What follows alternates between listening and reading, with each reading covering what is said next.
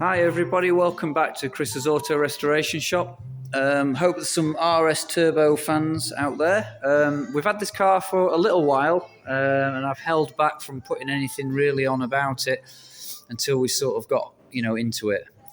So just to give you a potted history, it came to us as a project car with engine and gearbox in it, but in a really rough way. Obviously a lot of these cars, they've suffered a lot with rust over the years.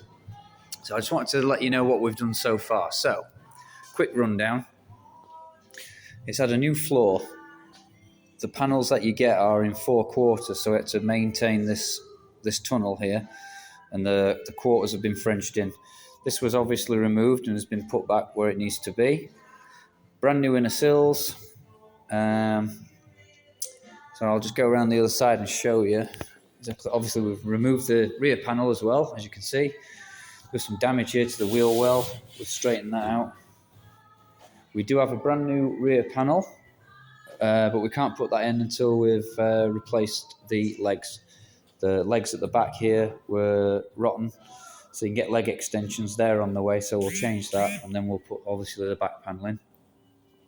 Right, just to show you what we've done on this side, the inner arch was mainly good. Just this edge needed remaking, so that's been remade. That's all in new steel. You can see that when we remake anything and the arch is off, it's all accessible in there. It's etch primed and it's stone guarded to give it longevity and protect it. These inners, these are unavailable. We had to rebuild those, so they've been done.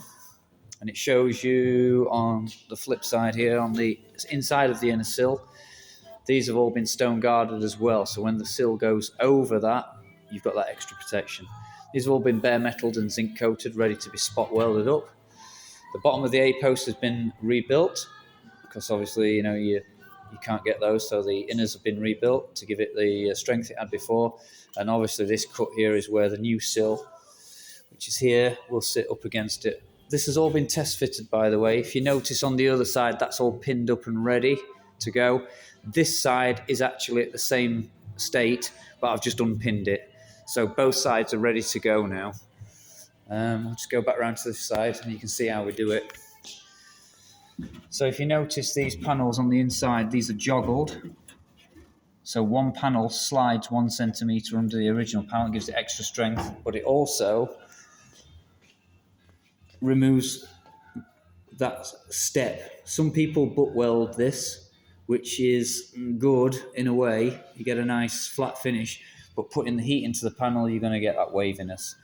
So joggling a panel, drilling it and pinning it, and then what we do, we will bond this with metal bond, which is stronger than weld in pull tests. And then what we'll do is we'll weld tiny little pieces around just to give it extra strength.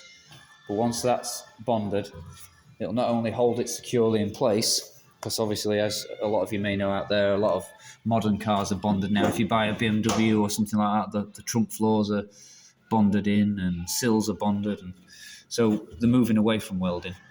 The good thing about bond as well is when you squish these two panels together, the bond will run out of there and form a nice tight water seal as well, so you're never going to get any problems. Plus as well, it makes it stronger.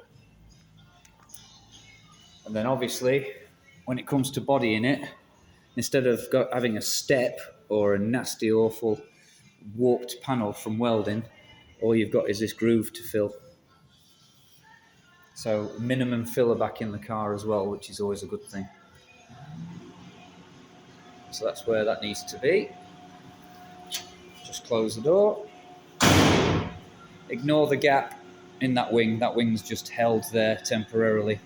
So if you pay attention to the gaps on the doors, that's what we've been concentrating on, getting everything nice, all the swage lines, so everything matches up as it should into the new arches as well. And again at the back. Okay, so another thing that's happened today or last couple of days, this was all rotten as well.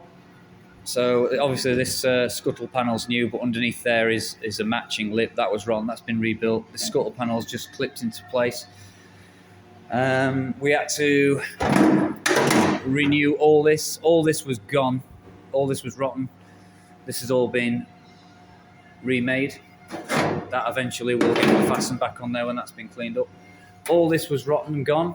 All this has been made. All this has been done too. And then this has been untouched. We've still got to do the right hand side. Put the new front panel in, cross member. That's just mocked up and ready to go. Wing there ready to go on. So like I say, come Monday morning, I think we'll be fastening a lot of this together.